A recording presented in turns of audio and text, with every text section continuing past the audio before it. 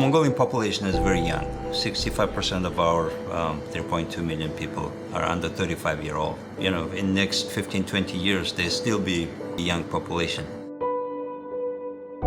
And this young population are very energetic, eager to learn from others, you know, want to be exposed to different languages, different cultures to immerse it in. And even now, I think young people are trying to break the old tradition to make it more cosmopolitan.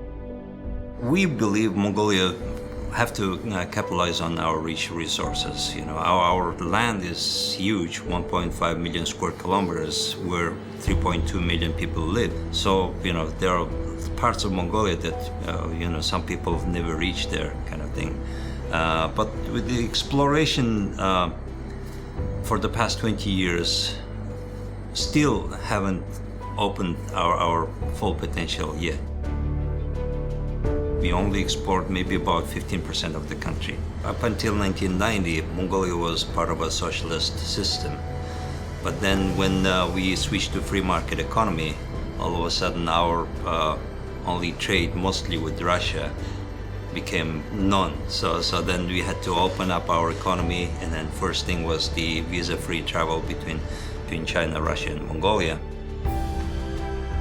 Having abundance of natural resources helped the country to attract foreign investment into exploring and then starting mining. But mining itself is, even though it can be a large operation, it also creates lots of job opportunities, especially in service industry, as well as logistics, infrastructure, and all these side industries. So the government is trying to diversify the economy, not only, you know, developing mining, but also going into more advanced processing of agricultural products, livestock, and organic products, so that we can offer more than just mineral products. So we learned to trade not only with our neighbors, also we had to go out and then reach out our immediate neighbors, not so far, you know, Japan, Korea, and Singapore was also one of the destinations our business people came. There was initially, of course, there's lots of skepticism and concern that we will be reliant on China too much. But of course, everybody is trying to trade with China since it's the largest market, but it has to be win-win way. So if you don't trade, you're not going to gain anything. Our three countries have been discussing the opportunities how to enhance trade between three countries, because there is existing railway all the way, you know, from Moscow all the way to Beijing, going through Mongolia. It takes around 7 days in total, but that's still not enough for trade turnovers. So the heads of states met a few times and finally reached an agreement to build an economic corridor between China, Russia, and Mongolia, mostly involving logistics, infrastructure, namely high-speed railway and high-speed highway, and the energy grid.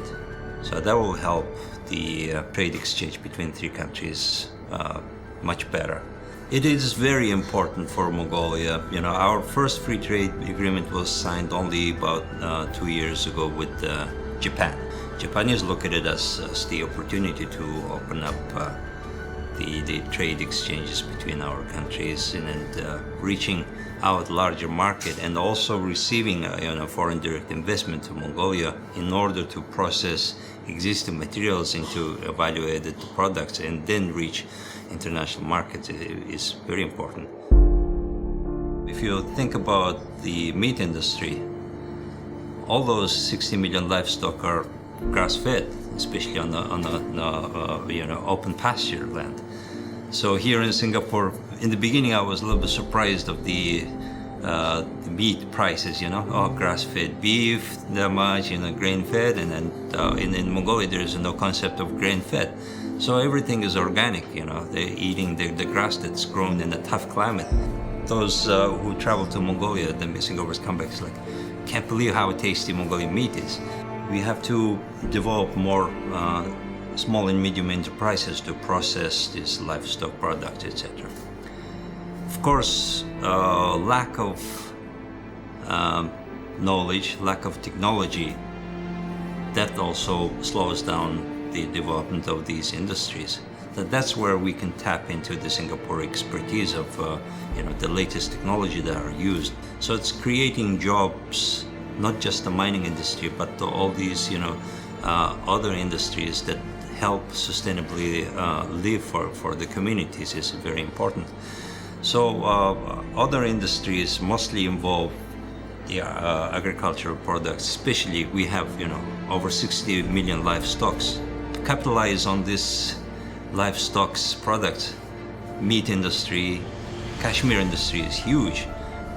People have no idea that 40% of all the world cashmere supply comes from Mongolia.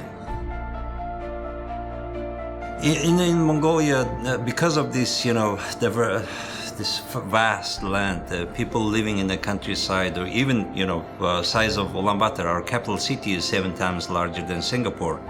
So it's enriching these the young kids that are trying to learn. Even though we teach them the Mongolian public schools using Cambridge education system, etc., but they're still a long way. And there's initiatives from everywhere that how to bring this online distant learning tools to these kids. And one of them is the Singaporean organization called All In. They're working quite aggressively with our Ministry of Education and with our embassy, trying to find more people to get involved to enrich these kids living outskirts of the city and then these far located countryside. This kind of development and technology transfer and things also change the people's lifestyle quite a bit, right? Even now, Mongolian herders that used to use just horses and camels to herd their livestock, they start using motorcycles and then, pickup trucks, etc.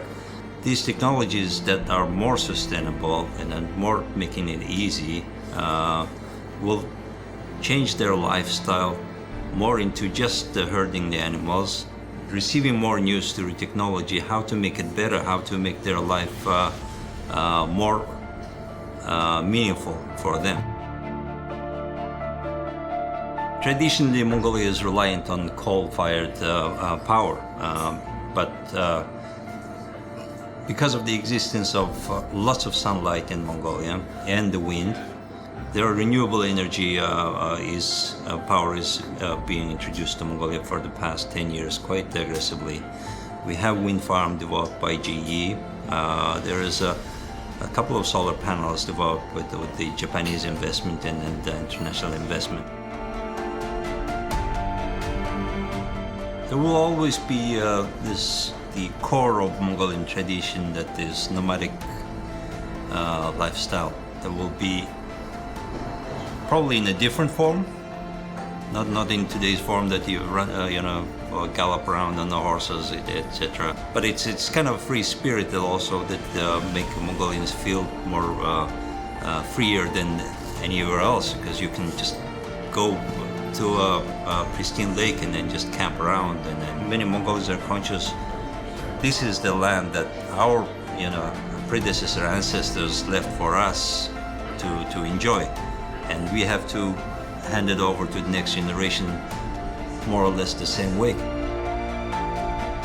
I think that helps also the younger people to be more conscious. I really do hope that kind of tradition carries on.